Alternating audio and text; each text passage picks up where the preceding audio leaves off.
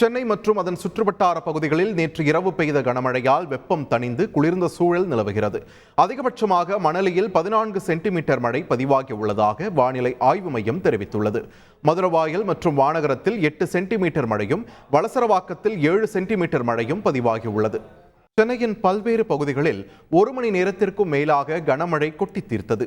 மத்திய வங்கக்கடல் பகுதிகளில் நிலவும் வளிமண்டல மேலடுக்கு சுழற்சி காரணமாக சென்னையில் மழை பெய்யும் என்று இந்திய வானிலை ஆய்வு மையம் ஏற்கனவே தெரிவித்திருந்தது.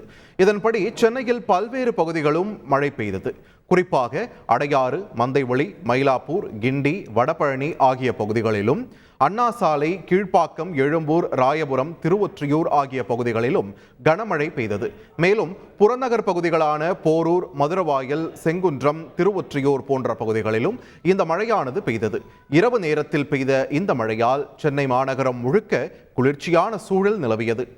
தமிழகத்தின் பல்வேறு பகுதிகளில் கடும் வெயில் வாட்டி வதைத்த நிலையில் இரவு நேரத்தில் கனமழை பெய்தது. கடலூர் மாவட்டம் திட்டக்குடி சுற்றுவட்டார பகுதிகளில் 1 மணி நேரத்திற்கும் மேலாக கனமழை பெய்தது.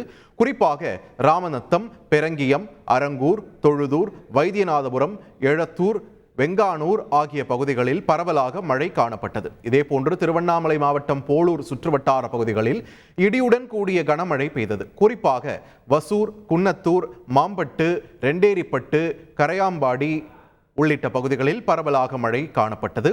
இந்த மழையால் விவசாயிகள், பொதுமக்கள் மகிழ்ச்சி அடைந்தனர். செய்திகளை உடனுக்குடன் தெரிந்து கொள்ள உடனே சப்ஸ்கிரைப் பண்ணுங்க.